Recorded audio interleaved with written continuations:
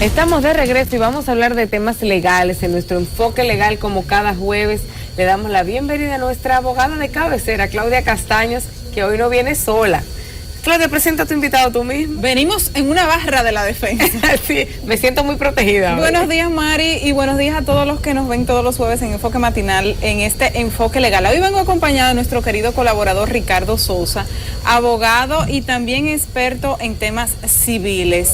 María, que esta semana tú sabes que salió como titular la suspensión por parte del Ministerio de Salud Pública del exequatur del doctor Edgar Contreras a propósito de unas investigaciones por unos casos que hay en la justicia penal abiertos.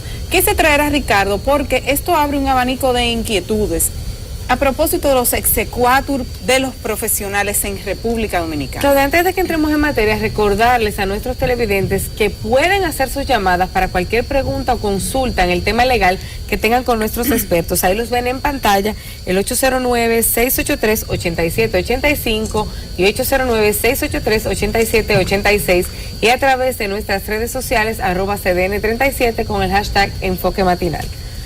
¿Qué pasa con los exequatur? ¿Desde qué punto de partida podemos comenzar a discutir en qué momento puede ser suspendido o no? ¿O quién lo puede suspender en dado caso? Mira, el exequatur es un permiso para ejercer la profesión que emite el presidente de la República al profesional que se graduó de cualquier carrera. Aquí no estamos hablando solamente de los médicos, de los abogados, de los contadores públicos, de los ingenieros arquitectos, que es más o menos la idea general que las personas tienen, o de los odontólogos, sino en sentido general, todo profesional egresado de un instituto de educación superior, de una universidad, con un grado de, vamos a decir, de licenciatura, necesita este permiso que le otorga el presidente de la República, que dicho sea de paso, ya debería existir. Es un proceso un poquito tedioso. Y que debería existir una entidad que lo haga. Ahora bien, la regulación de ese exequatur, a partir de que es emitido, no es manejado de igual forma en la práctica para todos los profesionales,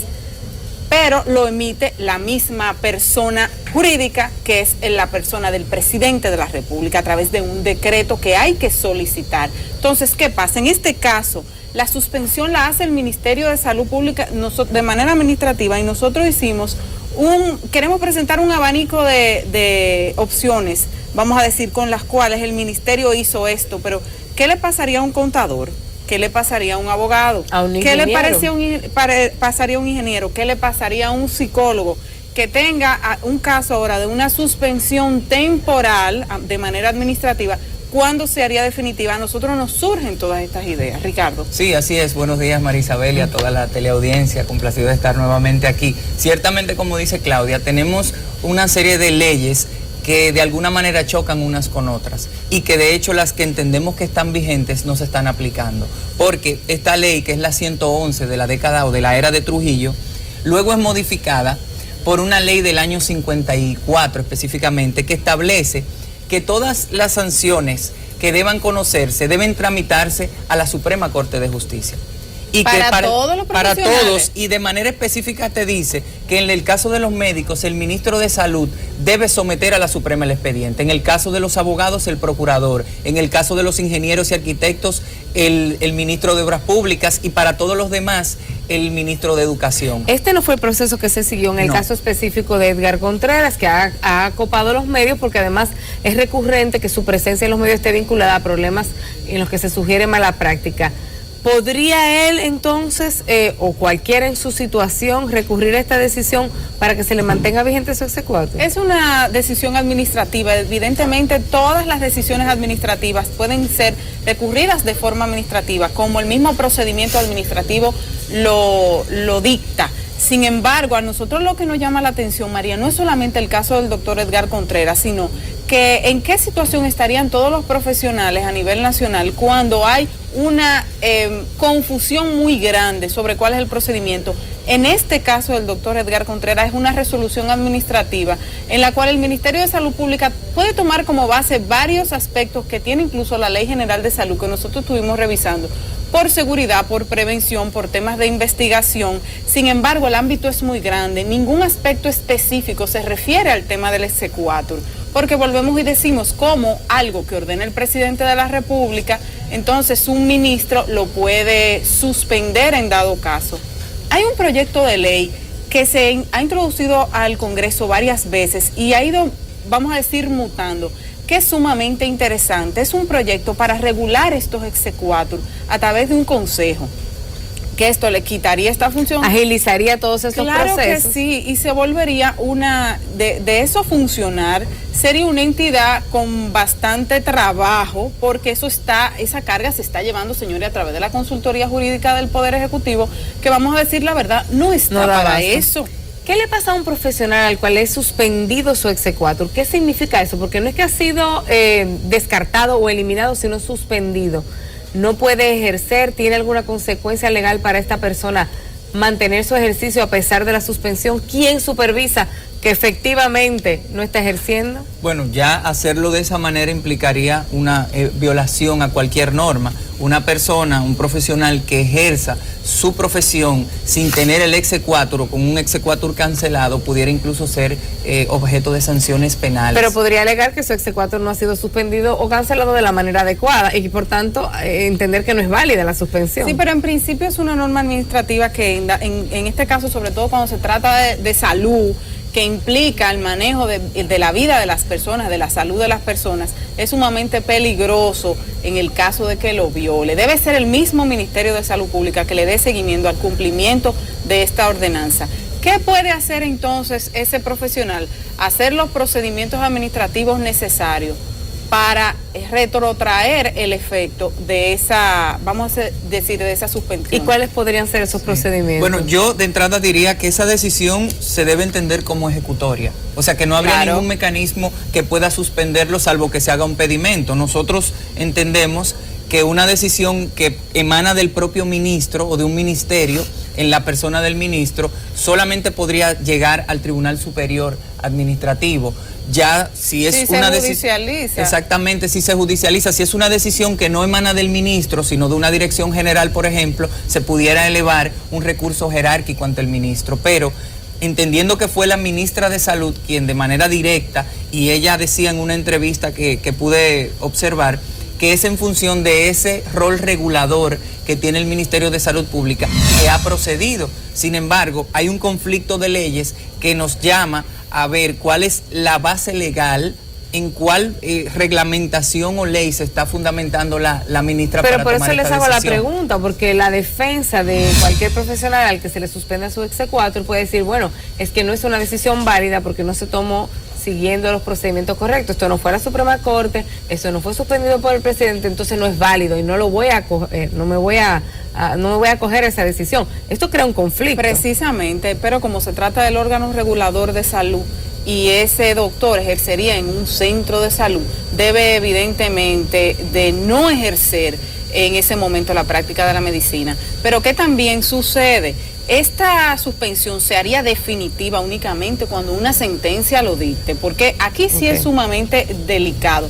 Este caso, es la temporalidad aquí lo que varía. Claro, este caso lo tomamos como ejemplo porque fue específicamente suspendido el exequatur, independientemente que el Ministerio Público tiene abierta una investigación y al mismo tiempo el Ministerio de Salud Pública se cierra el centro de salud donde sucedió el hecho que se le imputa, que todavía está en investigación. Ahora bien, volvemos a nuestra inquietud original. ¿Qué pasa con todos los profesionales? Entonces, todos los profesionales, no obstante ser el Poder Ejecutivo que emite estos exequatur de manera distinta, se tratarían. Uno de los casos que mejor vamos a decir está reglamentado es el de los abogados. Los abogados tienen su exequatur, pero tienen un código de ética y un tribunal disciplinario que está en el colegio de abogados. Lo propio pasa en el colegio médico. Cualquier caso de mala práctica es remitido primero al colegio médico, que pasa por una comisión que lo revisa. Y en este caso no fue así. Exacto, que era lo que entendíamos que debía pasar, porque esos tribunales disciplinarios fungen como tribunal de primera instancia, donde se supone que debe dársele la oportunidad a la persona imputada de que pueda hacérsele un juicio, aunque sea sumario, pero que esté bajo las reglas del debido proceso y que le permitan ejercer su derecho de defensa. Poniéndome del lado de una persona que va a solicitar servicios a un profesional que debe tener un exequatur, ¿cómo uno, y tal vez uno nunca piensa en esto, cómo uno puede verificar que la persona que está contratando para construir su casa, para darle servicio legal, para atenderlo en una consulta médica, está habilitado para hacerlo y no está haciendo trampa? Mira, tú has hecho una excelente pregunta. ¿Por qué ese banco de datos existe en la Consultoría Jurídica del Poder Ejecutivo, donde tú puedes consultar los decretos, a donde a los profesionales se le emite su exequatur? Pero también los colegios de manera individual tienen una página de consulta de exequatur si están organizados. El Colegio de Abogados lo tiene el Ministerio de Salud Pública en su página principal. Incluso usted puede irse incluso por la web, ni siquiera hay que dirigirse a esos lugares. No, ni siquiera tú tienes que confiarte en ese diploma que está colgado en la pared, que tú supones que esa persona tiene un exequatur.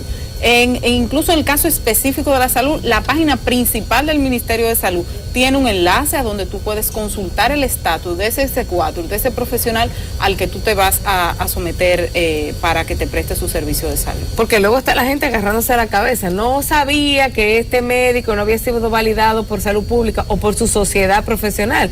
Hay un debate muy grande en torno, por ejemplo, a la cirugía plástica, y la sociedad de cirugía ha dicho muchas veces: consulten con nosotros cuáles son los médicos que están afiliados a esta sociedad. O sea que la gente también se descuida un poquito a la hora de elegir el profesional que le va a dar un servicio importante, como uno de salud, legal, de construcción, lo que sea que requiera exequatur. Y en el caso de cirugía plástica, la ministra decía que para poder tener su habilitación requiere 2 años de cirugía general y luego 3 años en residencia de cirugía plástica. Nosotros entendemos y saludamos que el ministerio quiera mejorar o de alguna manera elevar los estándares de calidad, pero también hay que respetar la ley y hay que respetar el debido proceso, porque sin ponernos a favor o en contra del doctor Edgar Contreras, tenemos que reconocer que llama la atención que haya habido que haya operado una suspensión por una simple denuncia, que se esté haciendo una investigación, pero hay que ver si a él le van a dar eventualmente la oportunidad en algún consejo o frente a algún plenario, algún juez, la oportunidad de presentar sus argumentos también. Se me ocurre preguntarles, en su experiencia, ¿con qué frecuencia se dan casos de suspensión de exequatur? Porque es algo que cuando yo vi en este caso en las noticias me pareció poco común. No se ve mucho sobre esto. Mira, tú has dicho algo bastante objetivo. Es poco común realmente. Es poco común que los casos de esta naturaleza se manejen así. Yo voy a suponer, y nosotros en los pasillos judiciales incluso lo hemos comentado, que suponemos que ha sido por la amplia cobertura mediática que ha tenido este caso en particular, o estos casos en particulares que han sonado de esa clínica. Pero tengo que validar también lo que dice Ricardo. En algún momento debió haberse sometido ante el Colegio Médico Dominicano estas denuncias, porque debe, dentro de esos profesionales, dentro de ese cuerpo de profesionales que está colegiado para eso, ese caso debió haber sido llevado. En cuanto a la suspensión del exequatur se refiere, primero ahí. Sin embargo, el Ministerio de Salud se ampara en el amplio manejo en cuanto a la seguridad de salud que tiene en sus manos se refiere. Pero volvemos nosotros también a insistir con el tema de que en algún momento este proyecto de ley que tantas veces ha sido sometido, fue sometido en el 2005, fue sometido en el 2009 y fue sometido nuevamente en el 2010. Ha ido mutando, cambiando de nombre, arreglándosele algunas cosas, pero específicamente el objeto es el mismo, que es el regular el tema de los exequatur, no solamente al momento de ser emitido, sino el seguimiento que se le da al exequatur para casos como este, que un consejo lo conozca, que la persona tenga la oportunidad de defenderse y que se unifique el criterio para todas las profesiones, porque también hay profesiones que aunque la ley los obliga a solicitar exequatur, María, no lo están haciendo. Ahí es el caso de muchos publicistas, de muchos administradores de empresas, incluso muchos mercadólogos o profesiones para las cuales a la hora de contratarlo no son tan exigentes como por ejemplo para los abogados y los médicos, que es obligatorio tú presentar tu decreto a la hora de trabajar. Bueno, pues muchísimas gracias por estas informaciones. Claudia, despide el programa. Gracias, María. Bueno, señores, como todos los jueves es un honor para mí compartir con ustedes. Esto es Enfoque Matinal. Nos vemos mañana.